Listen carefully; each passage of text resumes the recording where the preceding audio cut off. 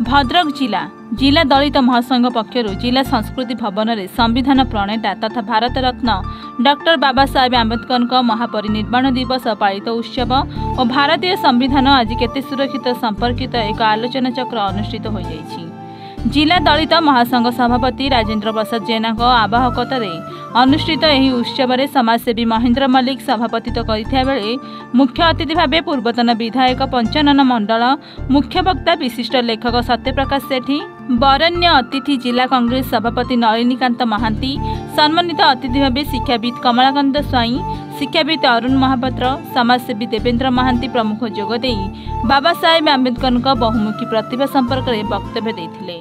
मुख्य अतिथि श्री मंडल, मुख्य वक्ता श्री सेठी तांका वक्तव्य में बाबा साहेब आंबेडकर को भारत वर्ष एक अमूल्य रत्न वर्णना करने सह तांको द्वारा लिखित संविधान समग्र विश्वर सर्वबृहत सर्वधर्म समन्वयर राष्ट्र भारत वर्षर प्रत्येक नागरिक को समानता, स्वतंत्रता, भाईचारा और न्याय रे बंचिया डॉक्टर बाबा साहेब आंबेडकर दे जाइथिबा सांविधानिक अधिकार को आज भारतीय माने शांति जीवन यापन करुथिया बेले आज संविधान और गणतंत्र विपद में अछि बोली मुख्य अतिथि श्री मंडल समेत अतिथि माने वक्तव्य दे उद्वेग प्रकाश करथिले।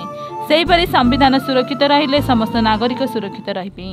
गणतंत्र सुरक्षा दिगरे प्रत्येक भारतीय प्रतिवाद करने को आगे आसबा उचित बोली वक्ता माने मत व्यक्त करथिले।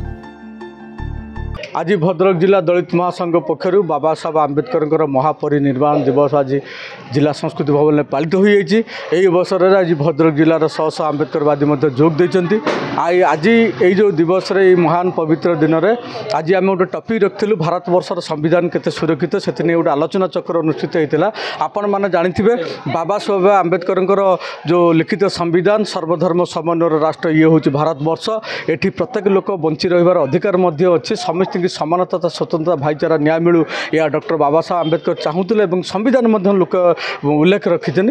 किंतु बड़ा दुख परितापर विषय भारत वर्षर किसी मुष्टिमेय लोक और केंद्र सरकार आज भारत वर्षर संविधान को खंड विखंडित कर ध्वंस करने उद्यम करछि, जहां आम विरोध करुचु, निंदा करुचु। एथिने आगामी दिन में आवश्यक पड़े भद्रक जिला दलित महासंघ पक्षर आंदोलनात्मक पंथा ग्रहण कर। आपण मैंने जानी भारत वर्षर संविधान बंचिले प्रत्येक नागरिक सुरक्षित रहिबे। आज देखो भारत वर्षर गणतंत्र विपन्न अच्छी, आज संविधान विपन्न अच्छी।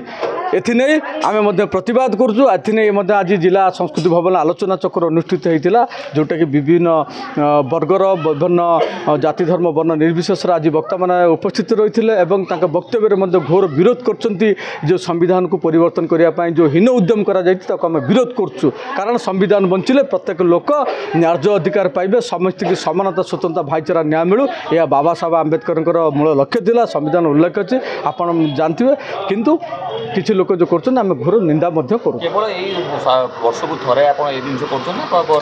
नाई नाई आम वास्तव जीवन में एक राजनैतिक दल में अच्छी। आम आगामी दिन में भारत वर्षर संविधान को जो भाई विपन्न आसी, जो विपद आसी नहीं आम प्रतिवाद करूँ। राजरास्ता आसीचु, जिलापाल दाबीपत्र देचु, राष्ट्रपति उद्देश्य देचु। कारण संविधान हूँ आम गणतंत्र माने गणतंत्र राष्ट्र यहाँ हूँ आमर जीवन। गणतंत्र संविधान बंचिले प्रत्येक लोक न्याय अधिकार पाइबे एवं सामाजिक सुरक्षा पाइबे एवं से बंची रहिबे। जे पर्यंत संविधान सुरक्षित नहीं भारत वर्षर कौन लोक सुरक्षित रहिबे नहीं। से मोर समिति को अनुरोध आज दिन में माने मु समिति की माने निवेदन करुच्ची संविधान सुरक्षा पाई प्रत्येक लोक राजरास्ता को आसवा दरकार। कारण संविधान सुरक्षित रहिले आम समस्त सुरक्षित रहिबा, प्रत्येक लोक न्याय अधिकार पाइबे। जे पर्यंत संविधान सुरक्षित नहीं कौन लोक सुरक्षित रहिबे नहीं। कारण ये संविधान हूँ आम मानकर जीवन, आम मानकर आत्मा।